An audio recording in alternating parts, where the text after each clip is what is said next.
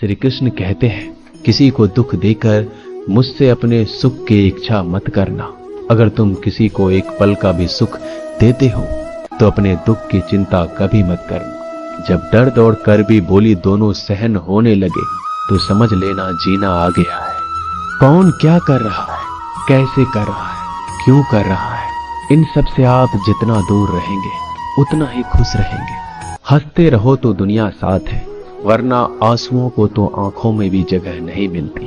जीवन में जो होता है वह किसी वजह से होता है, या तो वह आपको कुछ बनाकर जाता है या फिर कुछ सिखाकर।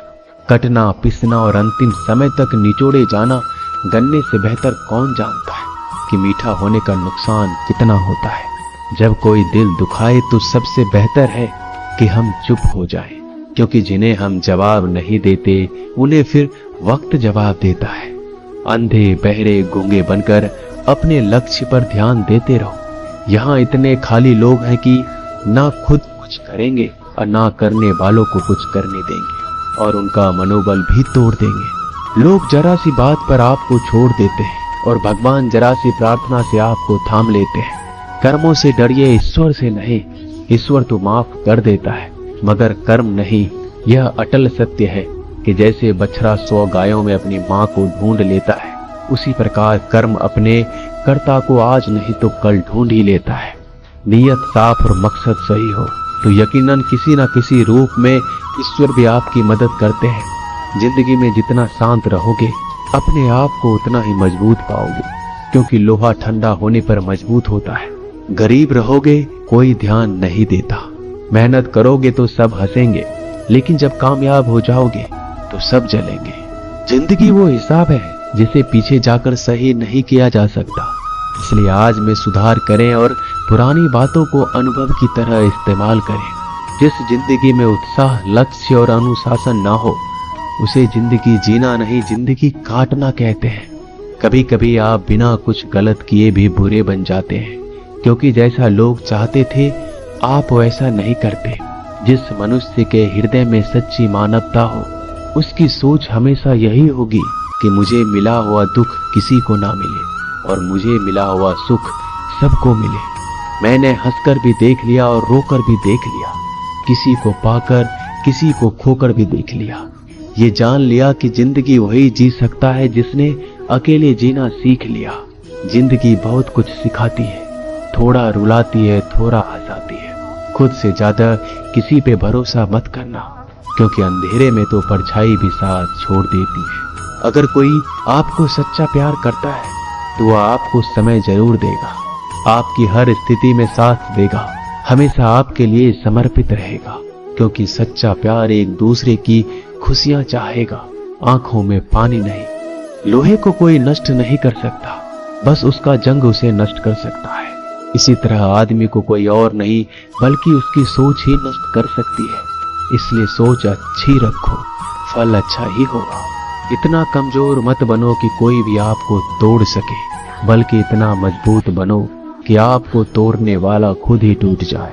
दर्द आपको मजबूत बनाता है, डर आपको बहादुर बनाता है, अनुभव आपको सिखा देता है। जिस दिन हम समझ जाएंगे कि सामने वाला गलत नहीं, सिर्फ आपकी सोच हमसे अलग है, उस दिन जीवन में सब दुख दूर हो जाएंगे। क्यों रोते हो? मन का ना होने पर जो लिखा है वही होकर रहेगा। एक रास्ता बंद करने से पहले भगवान 10 रास्ते खोल देते हैं। गर्मी के मौसम में पत्ते सूखने के बाद भी पंछी घोंसला नहीं छोड़ते, क्योंकि वो जानते हैं फिर से बरसात आएगी और पेड़ पर नए पत्ते आएंगे। जो हुआ उसे भूलकर नई शुरुआत करो और याद रखो, जिसका कोई नहीं होता उसका भगवान होता है। मतलब से जुड़े रिश्ते मतलब तक साथ देते हैं, लेकिन दिल से जुड़े रिश्ते आखिरी सांस तक निभाते हैं।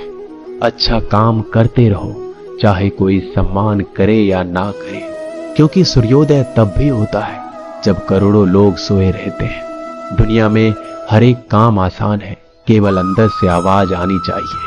हमेशा मेहनत और उस परमात्मा पर विश्वास रखना इस सफलता का सूत्र है। जीवन में सबसे बड़ी गलती वो है जिस गलती से हम कुछ सीख नहीं पाते। जो व्यक्ति अपने मन को काबू में कर सकता है वह जिंदगी में कुछ भी कर सकता है। इंसान की अच्छाइयों पर सब खामोश रहते हैं, लेकिन चर्चा अगर बुराई पर हो तो गूंगे भी बोल पड़ते हैं। श्री कृष्ण कहते हैं, तुम्हारे बीते हुए कल को तो मैं ठीक नहीं कर सकता, क्योंकि तुम वर्तमान में अगर अच्छा कर्म करोगे तो मैं तुम्हारा आने वाला कल जरूर उजागर करूंगा।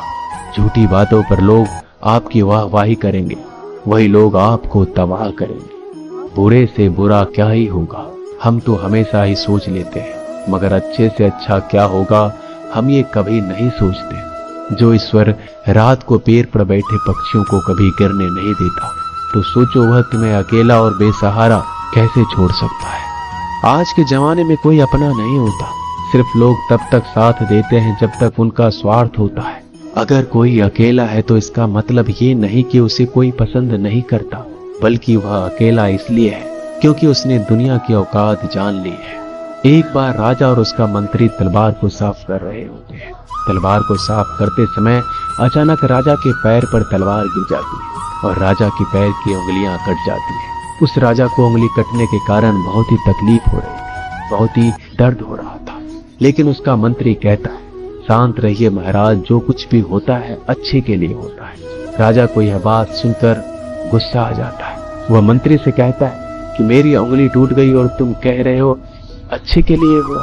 वो मंत्री राजा को समझाने की कोशिश करता है, पर वो नहीं मानता और बिना सुने गुस्से के कारण मंत्री को काल कोठरी में बंद करने का आदेश दे देता है। पर मंत्री को इस बात का कोई दुख नहीं था, क्योंकि उसका अभी भी यही कहना था कि जो होता है अच्छे के लिए होता है। वो अपनी खुशी से ही अपने आप को सैनिक के हवाले कर देता है। राजा इस बात को सुनकर चौंक जाता है, सोचता है कि मेरा मंत्री कितना मूर्ख था। उसे लग रहा था कि मैंने उसे अच्छाई के लिए कैद कर दिया। इस घटना के 3 महीने बीत जाते हैं। एक दिन राजा अपने सैनिकों को लेकर शिकार करने के लिए जंगल में जाता है। राजा को एक हिरन दिखता है। हिरन का पीछा करते करते राजा घने जंगलों में चला जाता है। वह हिरन को पकड़ नहीं पाता और जंगलों में खो जाता है। वो बाहर आने के लिए रास्ता ढूंढता है, लेकिन रास्ता उसे नहीं मिलता। तभी कुछ आदिवासी लोग उसे घेर लेते हैं। उन लोगों को पता नहीं था कि वह राजा है। वो लोग अपने देवता को बलि चढ़ाने के लिए एक इंसान को ढूंढ रहे थे। आदिवासी लोग राजा को पकड़कर अपने इलाके में ले जाते हैं। राजा उनको बार बार समझाने की कोशिश करते हैं, लेकिन वो लोग कुछ भी नहीं समझ रहे थे। वो लोग खुशी से नाचते हैं और राजा को नहलाकर बलि चढ़ाने के लिए उनको कपड़ा पहनाते हैं। अब राजा को लगता है कि वो मरने वाला है। जब आदिवासी लोगों का मुखिया राजा को मारने जाता है, तब देखता है कि राजा के पैर की उंगली कट चुकी है। इसको देखकर उसका मुखिया कहता है कि इस इंसान की बलि नहीं दी जा सकती, क्योंकि ये इंसान पूरा नहीं है, एक अंग कटा हुआ है, और उनके भगवान को एक पूरे इंसान की बलि ही दी जा सकती है। अगर ऐसे इंसान की बलि दी जाए जिसका अंग पहले से कटा हुआ है, तो उनके देवता खुश होने की जगह नाराज हो जाएंगे। फिर वो लोग राजा को छोड़ देते हैं। राजा खुशी खुशी अपने महल चला जाता है और सोचता है, अगर मेरी उंगली उस दिन ना कटी होती तो आज मेरी मौत हो जाती। इसका मतलब मंत्री सही कह रहा था, जो कुछ होता है अच्छे के लिए होता है। फिर राजा अपने सैनिकों को आदेश देता है कि जल्दी से जाकर मंत्री को रिहा किया जाए। फिर राजा मंत्री को अपना पद वापस देते हैं और पूछते हैं, मंत्री, उस दिन मेरी उंगली कट गई, मेरे लिए अच्छा हुआ, मैं मान गया, लेकिन तुम जेल में हो, इससे तुम्हारा क्या अच्छा हुआ। मंत्री खुशी खुशी राजा से कहता है, महाराज, आप शिकार के लिए जाते तो आपके साथ मुझे भी आना पड़ता, और अगर मैं आपके साथ जाता तो लोग मुझे मार देते। मंत्री की बात सुनकर राजा को समझ आता है कि जो भी हमारे जीवन में होता है वो अच्छे के लिए होता है। अगर हम अपने जीवन में देखें तो हमारे जीवन में भी कुछ मुश्किलें आती हैं, हम उनका सामना नहीं करते, हम उनको ही दोष देते हैं। ये मुश्किलें हमें आगे बढ़ाने और मजबूत कराने के लिए ही आती है। हमें हर मुश्किलों को सकारात्मक तरीके से देखना चाहिए, क्योंकि हर चीज कुछ ना कुछ सिखाकर ही जाती है। हर व्यक्ति के जीवन में सुख और दुख का आना जाना बना रहता है। दोस्तों, आशा करते हैं कि ये वीडियो आपको पसंद आई होगी। मिलते हैं जल्दी नए ज्ञानवर्धक वीडियो के साथ। धन्यवाद।